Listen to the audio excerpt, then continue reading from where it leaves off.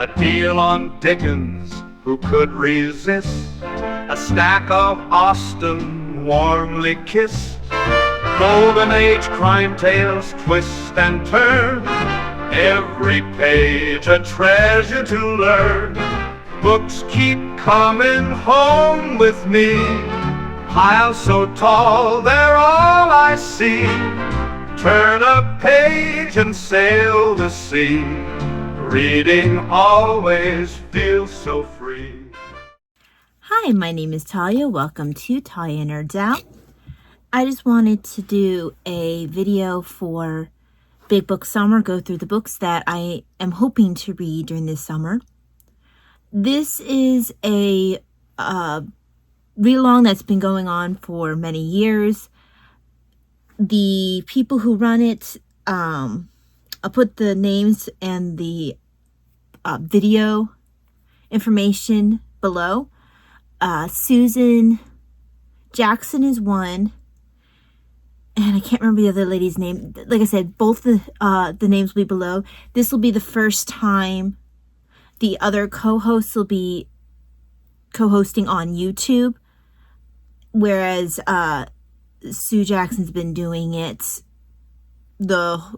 however long it's been on BookTube, she's been doing it on BookTube. Apparently they used to do it together on a blog space before that. I'll try to remember to tag their videos below. They also have a bunch of linked places for sites to go to. They have a Goodreads group. They have a Storygraph challenge set up. They also have there's something called a Storygraph book club thing, which I'm really not quite sure how it works. It's the first time I've seen that function in Storygraph. So they have that too, which is cool. So yeah, I will try to remember to put all pertinent links down below. Now, a lot of my reads for Big Book Summer this year are going to be working in conjunction with other read-alongs I have going at the same time. And I was looking at different ones. I was like, oh, actually I have more going on here that I can tie into this, which is great because then that gives me a little bit longer to read the other books, which I might have otherwise have had only for a shorter period of time with these other longs. So first of all, Big Book Summer itself. The idea is pretty simple. You read a book. For the purpose of this read-along, a big book is any book that is over 400 pages long. It might be 400, equal / over 400, but I know it's at least over 400 pages long. So that's the page number amount of time.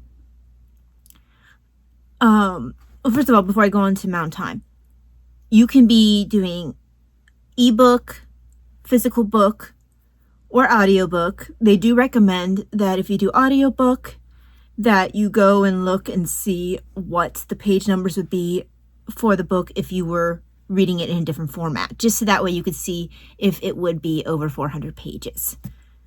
Then the next thing is the amount of time that it runs for. So Big Book Summer runs from the Friday of the weekend of Memorial Day and through till I think it's the first day of September. So this year, the Friday of Memorial Day weekend was this past Friday, and so that would have been, hang on, let me grab my planner.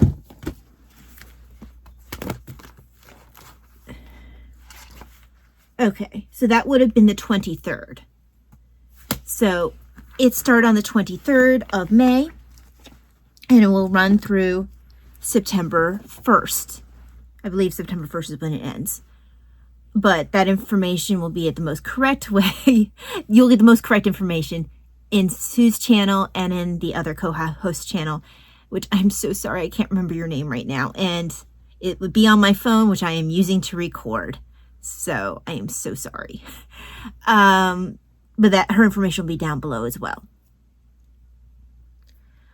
So yes, it's a nice long period of time for Big Book Summer, which is important because you're going to be reading big books. Now for me, I am also taking part in a couple of other book read-alongs at the time. I don't really have any plan to tie the book trek into that. That's just going to be something completely, like, I'm not really planning on reading a big Star Trek book, so not worried about that one. But in June, there are 2 other read-alongs that I can tie into Big Book Summer. One is the June on the Range. Now, for people who are planning to take part in the kind of like group read, the Virginian, that is over 400 pages, or at least my physical form of the Virginian is over 400 pages. I'm not planning to read the Virginian this year. I have other plans, but I do have a book that I plan tying into the June on the Range. Also going on at the same time as June on the Range is June's Journey with the Inklings, which is a new read-along that's just starting its first year this June, and it's put out by Luminous Libro. And I will make sure to tag her below as well. And yeah, so those are the alongs I plan on pulling in. Oh, also I'm pulling in the David McCullough read-along and Historathon. So here are the books that I'm managing to work into that. So it just happened to work out that at the same time Big Book Summer runs, David McCullough's Truman came up next. And this book definitely qualifies for Big Book Summer.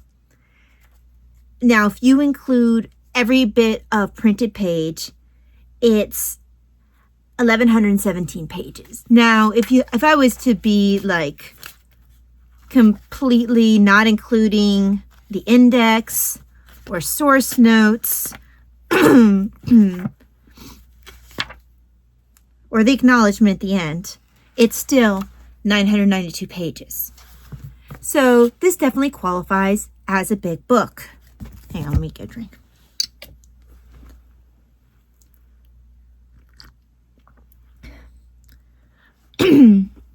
I'm so sorry. Just kind of, I feel like I'm raspy.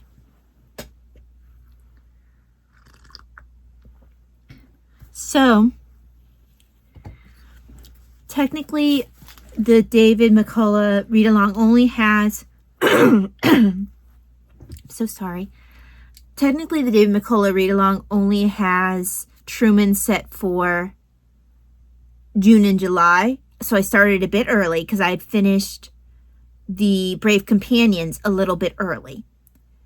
And even though it's only for June and July, August is a break month. So I could technically have Truman all through Big Book Summer if I wanted to, which is kind of cool. And I have already started. I'm not very far along. I am 30 pages in. And yes, that is an Australian Shepherd. My neighbor's since passed several years back, but I used to spend a lot of time at his house when I was a teen, and he had an Australian Shepherd that looked really just like this. And great dog.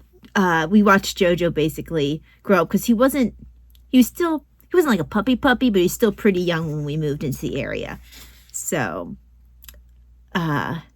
we saw Jojo through his lifespan, but Jojo looked just like that. So when I saw this, I had to grab it.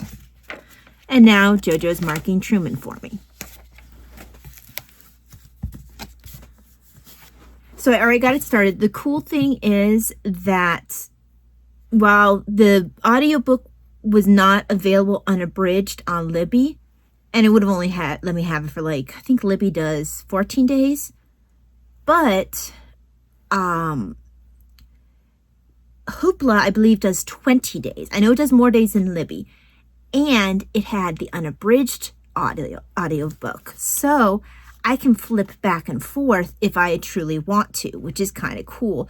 And I've noticed in the past that the reader, at least when I flip back and forth for the reader for Mornings on Horseback, I noticed the reader was a very good reader. He was someone who, from whatever reason, his reading style like made things still stick in my head, which is very uncommon for an audiobook reader. I find that a lot of times things don't stick in very well when I'm listening.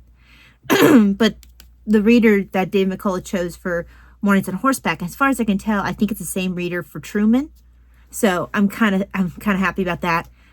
And I'm hoping I'll be able to renew the book if I decide I still want to flip back and forth.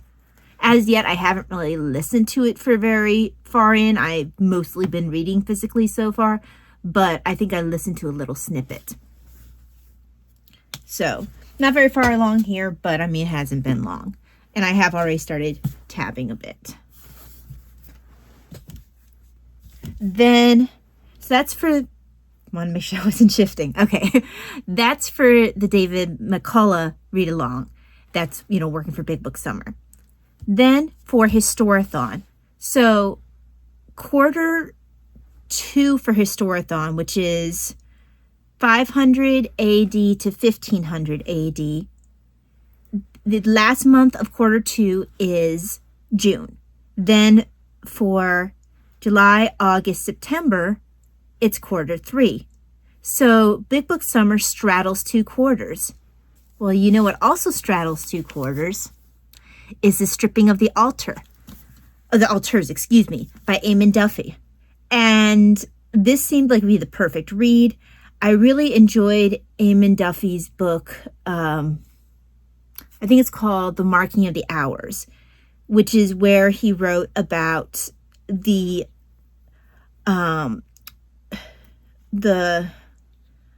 basically the Book of Hours that the lay people would pray from. And think of it almost like I don't have the older, here it is. I'm going to show you the more modern version because I don't feel like pulling out the version that is more accurate and informed to what they had. It would probably be closer to what is now called the Little Office of the Blessed Virgin Mary, but not this more modern iteration, but the older iteration I have over there. Now, also, there would be pictures and stuff in it, which this version doesn't have. And neither does my older translation with the older forms. But what would be included in the Book of Hours would be things like prayers, the actual hours of, where you just have different psalms that be included, different antiphons, but you have also other unrelated prayers. You might have feast days put in there, devotional pictures, just a whole host of things. You might have like family lists in there. Just, it was a bit of a grab bag of religious and familial things in there. But that has nothing to do with this book. That's just a side note. But that's how I first ran into Eamon Duffy's work. And I think I have most of his works. I'd have to check. I know there's at least one, if not more than one, that I found to be a bit too expensive. And I just had to keep looking back. I think the one I'm thinking of particularly what had to do with Mary Tudor's reign, Mary the First. And I keep looking back. Now, I do have the one that he wrote, I think it's called Fires of the Faith, which is another one based off, that talks about Mary Tudor's reign.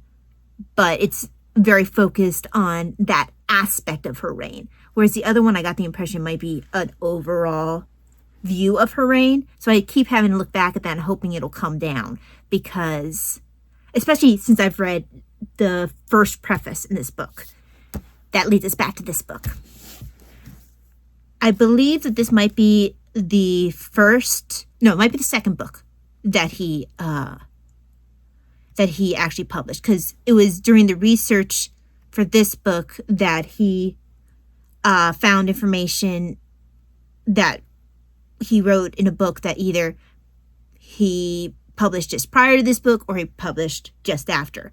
And I have that book as well. It's about a specific town in England and watching the Reformation and how that small town dealt with the Reformation through their records. But he found that information while he was researching for this book. Eamon Duffy was really a leading voice in challenging the status quo view in England of how the Reformation was taken among the general populace in England, and how the narrative had been spun previously that, you know, the Catholic Church had lost its grip, and everyone rejoiced to see the change. And Eamon Duffy pushed back at that and said, that's not what the evidence shows. And he experienced pushback because, for one thing, they claimed, you know, he's showing a bias because he comes from a Catholic background. I mean, he fully admits that comes from his Irish heritage.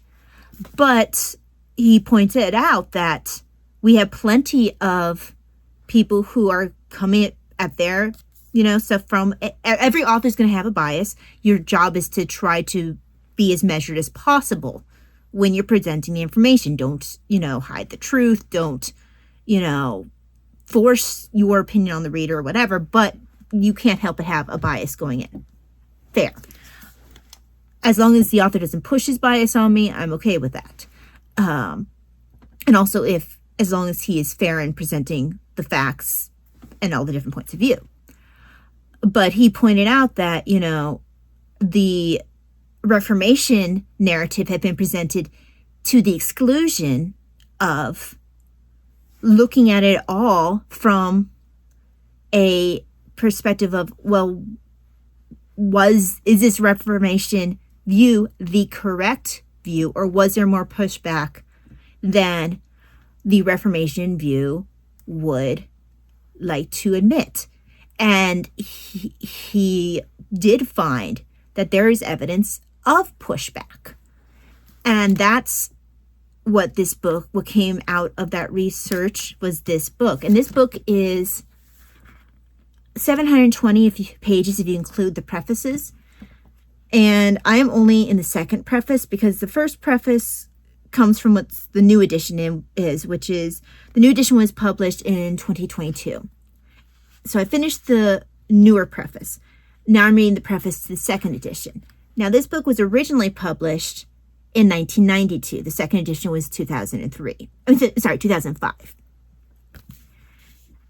And he says a good portion of the book is going to show how important in the bones of the society the Catholic Church was in medieval times. And then he'll go through and show why you can't just strip that all away just like that and expect the change to just happen and everybody rejoice. So I'm very interested in reading this. Now, of course, I also come at this book from a Catholic bias because I am Catholic. So I have to acknowledge the author's bias and my own entering into this book. But I am interested in seeing this because I don't think I've actually seen or read any books that have come at the Reformation that acknowledge the Catholic point of view, that are not like, you know, Catholic school books that I would have experienced through Seton Home Study School. So it's like, or from a Catholic college or something like that. So anything that would have been at all friendly towards the Catholic point of view, or that would have pointed to any sort of tension and as being like the people wanting to push back, that isn't something I've seen a whole lot of representation towards. So I'm looking forward to this. And I'd like to get in, but I might not be able to get it in this year, and definitely wouldn't relate to Big Book Summer. I have it's either it's like a memoir / autobiography of a priest who snuck into England to help serve the people during the rule of, I think it was it was during Elizabeth's rule, Elizabeth I's rule. And I talk about how he had to be hidden in priest holes, just his whole experience while he was there. But I don't think it's big enough to include in Big Book Summer, and I'm not really sure I want to add that on top of this. So I'll either read it as like part of September when I don't have to worry about all the big books, or I'll put it off to another year. But yes, this looks very interesting. I'm very excited about this. Like I said, it's 720 pages, including the 2 prefaces. Now, not including the... Okay, so it's still, well over, it's still over 600 pages without including the bibliography and the illustration credits. Now, it very nicely has footnotes instead of endnotes, which is nice. I don't get that a whole lot in history books. So it means I'm not going to have to keep flipping back and forth. So I really appreciate Eamon Duffy and Yale in setting it up this way, because I have a feeling there's going to be a lot of things that he's going to footnote. And I have already started this one. I am within the second preface, which puts me, let's see, that's 39. It looks like I am 40 pages in. So then my last 2 books for Big Book Summer. So I mentioned that there's 2 other longs that I'll be involved in, and these are for June, but with Big Book Summer, I have the ability now to carry it through and still be involved in a read-along. One of them is Legends and Tales of the American West, which is a bunch of folklore. And this is over, okay, so including the bibliography, it's 443 pages. And even if I was to just go through to just the end of the stories, it's 429 pages. So it definitely qualifies. And what's nice about this is it's very easy to just pick up, read a story here and there, and then feel like I make progress. So that'll be cool. The text isn't teeny. There's got, illustrations throughout. So this will be a nice quick read. With some of these heavier ones going on, it'll be nice to have an easy read for Big Book Summer as well. And this is put out by Pantheon Fairy Tale and Folklore Library, which most of my folklore collection that I have is. And that's all here. Then my last one counts for June's Journey with the Inklings. And this is the first year for June's Journey with the Inklings. And I had been going back and forth with what I wanted to read, and I decided on 2 books. Only one of them is a big book. So the other one, I believe the Barian Luthian's a little over 300 pages, so it doesn't count. But what does count is The Fellowship, The Literary Lives of the Inklings. And this one is 644 pages. Now, not including the index or the bibliography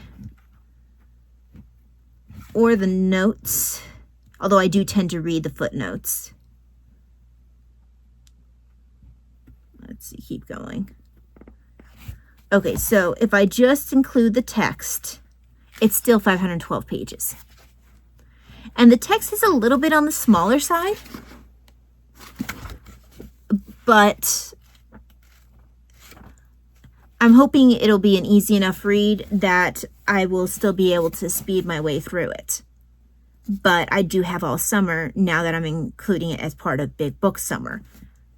So yeah, these are my planned Big Book Summer reads. 2 of them I don't start till June, which gives me a chance to make some progress on Truman and the stripping of the altars. And Truman I have started a bit early. I'm not supposed to start until June. But it's so long that I kind of figured I might as well get a head start. This one is really the one that I'll probably focus a lot of attention on, simply because this definitely counts for quarter 2 of Historathon, and May is very much part of quarter 2 of Historathon. And this is probably the one that I've made the most progress on so far. And I am very much enjoying it so far, even though I'm not very far along. Anyway, that is it for this video. I'm looking forward to getting farther along in Truman and in the stripping of the altars. And then for June, starting both the Fellowship of the Inklings and starting the Legends and Tales of the American West. They kind of all give a little bit of something different. You know, with this being medieval Tudor / Reformation England. This one being, what is this, it starts off in the American West, but it definitely goes, you know, much later than that. The reason why I say it starts off in the American West is because they start quite a bit early in the Truman family lineage. But it looks like maybe, you know, late 1800s, early 1900s for this one in America. Then this is English literary, and then American folklore. Two American, two English, that works out. But they're all very different in feel. So if I ever just don't feel like reading one because I'm not feeling the mood of that, I can have another one to slip over to that's a very different mood, which is kind of nice. So that's it for me. If you are planning to take part in Big Book Summer, what are your plans? Or do you not plan on taking part in Big Book Summer? Are you also taking part in the David McCullough Readalong? Or June's Journey with the Inklings? Or June on the Range? Or Historathon? Are any of these read-alongs that you are involved with, would like to be involved with, etc., so on and so forth? Anyway, thank you very much for joining me. Hope that you have a very blessed day, and I will see you again for the next one. God bless. Bye.